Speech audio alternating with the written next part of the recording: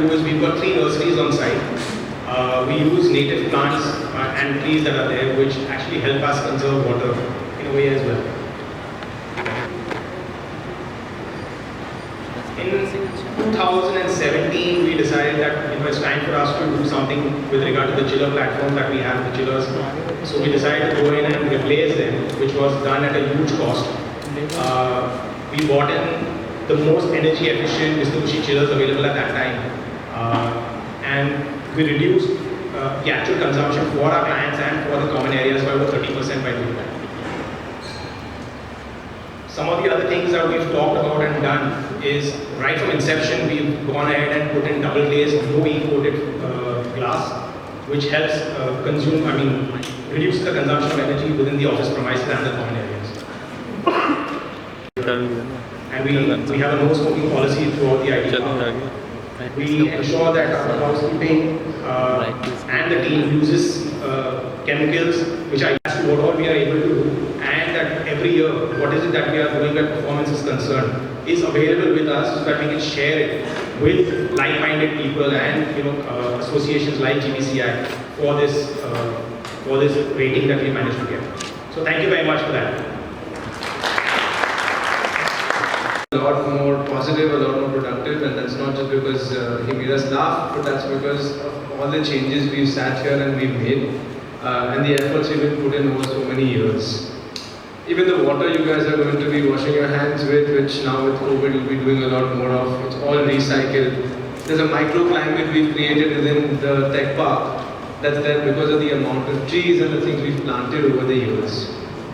And this list is really long, some of which Zamir touched upon, but it's all because of the amount of time and thought that's gone in, and it's because it's been an attitude towards sustainability. It's become a big buzzword, especially in our commercial real estate today, is, it's green and sustainable. But I think us as Indians, we're naturally connected to the earth and to nature. So that makes a huge difference to what we can do for the world. We've realized the role of sustainability, and now we're measuring it scientifically. And I think that's what LEED is really all about, is to give us that output and what we do scientifically. So we're here, we're creating a better output for the world, and Raiaskaran is sort of at the forefront of it. And we know that we're seeing already a change with all the employees. When they're coming in, they're leaving a lot happier, they're leaving a lot more positive. It's not only helping the productive day, but when they go home, they just have a better life. And to do all this, I really have to thank our ground staff. They've been really amazing. All through COVID, when everyone was scared, our chairman, Mr. Rajan, told us, take it as an opportunity. It's the first time in 10 years there's nobody coming into these doors. So change everything, and change it while you have the chance. So when everyone was home, we were meeting here on a daily basis, seeing what we could do and what we could change.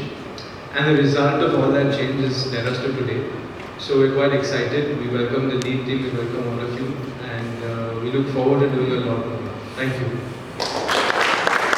I'm here to prove it wrong, and I'm here on a Friday evening. So that's one thing. But I think thankfully and diplomatically, I think he actually excluded IIM Calcutta. He said he gave an example from IIM Bangalore, he gave an example from IIM Ahmedabad. So thanks for that. But I thoroughly enjoyed it, and kudos to the Raiaskaran team for including him in the session. This is actually a good clutter breaking side as well. So what I thought today I'll do is, I think Zamir and Mr. Yuvraj have actually given a lot of information about the building and LEED. So I'm not going to go into that. First of all, let me first thank Mr. Yuvraj for the incredible achievement of making this LEED Platinum. Mr. Zamir, thank you for hosting us today. Isha, wherever you are, thanks for coordinating this wonderful event. Suraj, our lead consultant who has come all the way from Pune. And obviously our team, Paddy, who is our regional director of Mumbai, our marketing team, Tanvi, and Saurabh Gupta from Pune, I should not forget, because he has been one person who has been with this team as well. So I think it's a great team effort, and my effort today is to just very briefly talk about who we are and what are we doing today from a LEED perspective, and what is that we plan to do for the future. So we are a 28-year-old organization. US Green Building Council headquartered in Washington DC. So LEED is our flagship brand, and over the last 28 years, LEED has actually proven how buildings can save on energy, water, waste, carbon footprint, and also enhance the human experience as well. So we work with 22 billion square feet across the world. That's a good slide, but interestingly, or this is something which I'm always very proud of, is the fact that today India is the fourth largest market for LEED, and we work with close to 2.5 million square feet in India. That's an incredible achievement, and I think leaders like Mr. Yuvraj are actually taking India into the forefront of sustainability. Thank you, sir, for your personal leadership here. So while LEED has been embracing sustainability, which again to repeat is all about energy, water, waste, carbon footprint, etc. over the last 28 years, in the last 4 years we have added quite a few important features, and I think it's very important for the audience to understand. The first is health and wellness, right? So I think post-COVID, everybody is talking about health and wellness. How buildings can help the health and wellness of the occupants inside. It could be an employee in the office, it could be a passenger getting into a metro station, it could be a person getting into an airport. All of us do that, right? We go into retail outlets over the weekends. Our kids work study in schools and colleges. We may hop in into a hotel, we may hop in into a hospital now. The point is, all these buildings are LEED certified are also taking care of the health and wellness. So even the Raiaskaran unit is got LEED Platinum certified. It's very important to understand that it adds to the health and wellness. I think Mr. Yuvraj spoke about the air they breathe. They possibly breathe some of the best air in the world. The other important thing is resiliency, right? So today you're aware that across the world, climate change, global warming, whatever it is, so we are facing a lot of disasters, right? And especially from an Indian perspective, I think we are very vulnerable, right? So I come from Chennai, so from an average of let's say 1 or 2 cyclones a year, we are today facing 3 to 4 cyclones. And as Mumbaites, you're aware that you may have never actually heard about a cyclone in the Arabian Sea, but in the last 4 years, if you saw, there are enough cyclones forming in the Arabian Sea, although luckily, I think escaping Mumbai, going on. But so those disasters today are happening. And what is the relevance back to us? The buildings have to be resilient. So that's something which LEED provides as well. And the last part is equity. It's a very important element today, social equity. How buildings are inclusive. I think I saw the video clipping where Raiaskaran is speaking about creche for kids, right? So what does LEED do? When a building is getting constructed, it asks a question to the project owner, how are you taking care of the construction workers? Are you providing their families and kids enough security? And when you're building something, all the dust, etc., does it impact your community at large? Right? Those are questions which we pose. So today, whenever a LEED building is getting constructed, all that is taken care of. Right? And we also ask the question, okay, your building is complete, you are become LEED. But how are you impacting the community positively? Right? I'll give you an example. Last month we celebrated a LEED school in Chennai. And what does the green school do? After school hours, they open the playground and the garden to the village kids. That's a sign of inclusivity, right? So today, I think we are all here in a wonderful wonderful park in the middle of Sakinaka, in the heart of this thing. I don't have any good memories of coming to Sakinaka, so entering this place has been such a delight. And it's really, I've done a job in this area and one day I've left. So this is really pleasant coming here. It doesn't feel like a tech park, it just feels like almost close to like a greenhouse. Yeah. No, I think that was our intention. Thank you so much. Sakinaka is an amazing area. We are striving to make it the best. We are striving to be on an international level. Wherever we are in Bombay. So I think that's part of our goal. Okay, as one of India's topmost real estate brand, you achieve this amalgamation of sustainability and art in Indian luxury living. So what kind of effort does that take? Is that easy? Is that tough? How do you strike a fine balance between aesthetics, between utility, and above all, keeping sustainability at the core of it all? It's not an easy balance to keep, and we've strived really hard right from the beginning. Whenever we design something, when we think of something, we go back to our culture, and I think that's something very important. Indian luxury, sustainability, art is all part of our Indian culture. And I've been fortunate to have been raised in these principles. So they overlap a lot, and each one impacts the other, and it makes it bigger and better. So we keep trying to do more and more, and we keep trying to do better and better. We think this is something that needs to be in the front of real estate. Especially Indian real estate, we have to have our own identity, and to be able to do that, we have to see what our culture does and gives us.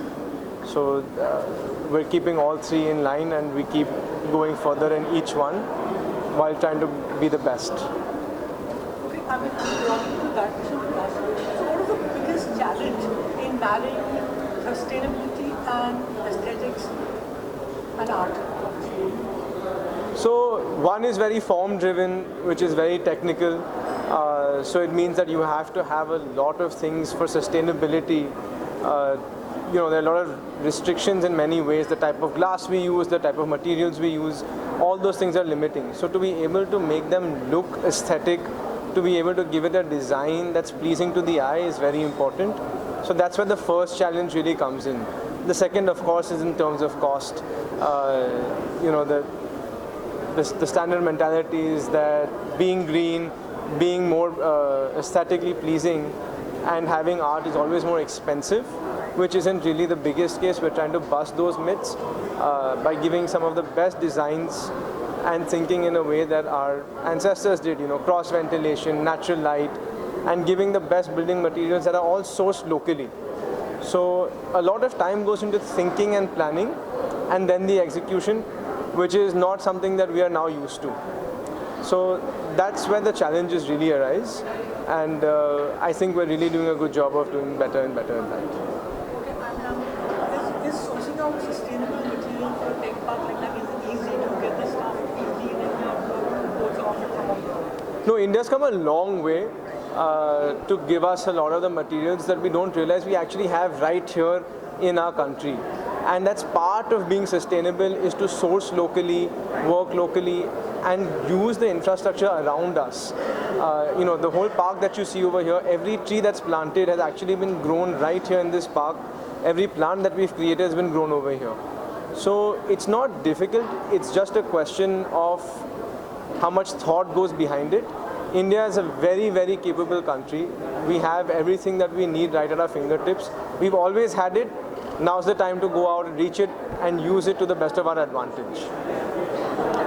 Yeah. What are the parts of India where you sourced out different things from over here? So right from Rajasthan, when we look at our stone, the concrete and the sand that's obviously used over here. Fly ash, which is one of the most sustainable materials that we could use, has all been made right here on site. Even the wood that you're seeing all around us, a lot of it is scrap wood, a lot of it is reused, and a lot of the later on materials like the water that's just there over here, or the technology we've used for that, all the recycling is all local, and all of it is put over here. How we've used the construction water also is all about what we had right here on site, without tapping into the wells, without tapping into too much of the infrastructure, harvesting the water that comes from rainfall.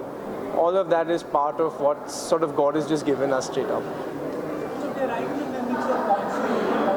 So you have a water harvesting facility in the center. Yeah, so all the water that's coming in the heavy rains, most of it we try to capture. We use it for re-watering of plants, washing of toilets, flushing, a lot of these other facilities where you would not realize a lot of water gets wasted, cleaning the buildings, mopping, things like that. So all of it gets filtered and reused, which otherwise would just be a big waste. You were counted as one of the top three professional private IT parks. Right. What makes you stay in the top? What is that you are doing differently? So I think right from when you enter, and it was very kind, there was a compliment which said that, if you've ever been towards Sakinaka, people think, who wants to go all the way there? But over here, we've tried to create an environment for the people first. It's not just for our clients, but so much for their employees. We really take care of them right from their daycare for their children, to the air they're breathing, the water they're drinking, and the productivity they have over here. So every year we go in, we reinvest in the park, we do a lot more to ensure that the people who come here on a daily basis are very happy, they're productive. So when they go home, they're so much more positive. I think to be in the top 3 or to be just relevant and important, it's about how you take care of the people you're servicing. And we're first a service industry more than anything else. So that's how we constantly keep upgrading ourselves. Of course, there's a large investment in technology, in services. So that all comes together to keep us in the top. So were you expecting the LEED certification? I mean, obviously there's a process of formally applying for this. When did you apply for it? So we started this process right when the lockdown hit. It was the first time in so many years that we had the park to ourselves to actually be able to make a lot of the upgradation that's required. But our chairman, Mr. Yuvraj S Rajan, was the one who turned our entire vision and said, look, we have to be on an international level. We have to reach and represent Indian real estate on the global scale. And the certification we got is a global certification. It's the same in Sydney, same in New York, as it is right here in Bombay. So to be able to achieve that, extremely pleasantly surprised, but we'd always set our goals on getting this certification, and we didn't just want to get it at a bare minimum level, we wanted to get it at the highest points possible. So something that's really important to us is we got it by a large margin of points, which means we did that much more. It's been about a 2-year journey to be able to achieve this, and a lot of hard work and efforts went into being able to achieve it, right from the data collection to upgradation of our systems. So we're very happy, and Enjoying a little extra family that you don't do a kind of working hours or yeah, I think that's a lot to do with our team and the effort that they've, they stepped up when they were required. Nobody was scared to get out. We would meet regularly, and we would keep thinking of what more we can do. How do we keep going one level better? So when we do open our gates back to the world, which is happening right now, we're seeing such a change in the commercial real estate scene. We're seeing so many clients coming in. We're seeing people from all over the world coming. And when they come here, they're shocked. They've seen what it was before, and now they're seeing what we've done. So all the hard work definitely is paying off, and we definitely took a little less family time, but the time to introspect and grow was something that was a blessing in disguise. the last question. Could you throw light on your forthcoming projects? Yes, we have a commercial project that's soon going to be announced in the heart of Bombay, Bandra West. It's a commercial development, again a state-of-the-art with international and Indian architects coming together. The name is Turner House, and we're extremely excited. It also practices the top of the line sustainability practices. It's already received a LEED Platinum pre-certification, and it's getting a lot of international acclaim. So we're very excited for that project to come out. Thank you so much. Thank you. Thank you. Thank you. What benchmarks do you need to have to achieve this kind of a prestigious certification? Because obviously it's a formal process, you're applying for it, and there are lots of applications you're getting. So how many applications do you need? So, as I mentioned, there are 5 important criteria. One is the energy. How does the building do on energy? Second is water usage. Third is waste, because today, as you're aware, waste is a very important topic for India. The fourth is called human experience, which is all about the indoor air quality.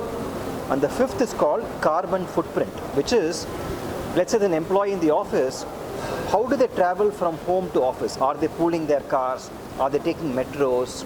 Because if they come in a private car, they are doing a lot of footprint, right? So those are the 5 pillars of LEED which we use to certify projects. Have I answered the question? So, I mean, from the other organizations who probably have been shortlisted, what really what is the one major thing that set apart Raiaskaran? So one is Raiaskaran. What they have done is they have actually converted a 15-year-old property, an existing building. They have retrofitted to go LEED Platinum, which is extremely rigorous, extremely tough, because it is easy to go for LEED for a new building, a new design building. But to retrofit an existing building to go LEED Platinum is something wonderful. Point number two, let's not forget that this wonderful property is in the heart of Mumbai. Because today many of the other things which we have done are all in the outskirts where they have enough resources to play around. But to be in the heart of Mumbai and to do it is incredible. The third important thing is they have used data because as I mentioned, we have launched something called a LEED technology platform. So this building has used data to become certified, which means they have adopted a transparent approach. It is not about documentation, it's not about paper, it is about real data. And that data, they can monitor it daily as well. They also have used the pandemic time to their good advantage. You think it would have been as easy suppose they didn't have the people not working over here, so that allowed them free access? Correct. Would it be easy if people working over here to do this turnaround? Yeah, I think Mr. Yuvraj is right. I think it gave them an opportunity where when you don't have employees, it's easy to do a lot of things. But at the same time, even when employees are actually working, sometimes it becomes advantage because employees see what you're doing, right? They get motivated. Because ultimately, I think whatever Raiaskaran has done is actually for the people inside the building. So when an employee sees, okay, there is some change happening in the building, they also become part of it. So it works both ways. So when you had a tour of this place, so what is the one or two major things that impressed you about this? I think one is the air quality, which is absolutely so. I got a sense out of it because whenever I go into and by now I would have visited some 500 to 600 LEED certified buildings across the world. So whenever I get into a building, the first thing I see is the air quality, and here I can actually sense that the air quality is one of the best I've actually come across in any of the LEED certified buildings. So I think that's one thing which I can immediately look at. Thank you so much. Thank you. Thank you. Thank you. Thank you. Thank you. Yeah. Thank you, everybody. Yeah. Bye.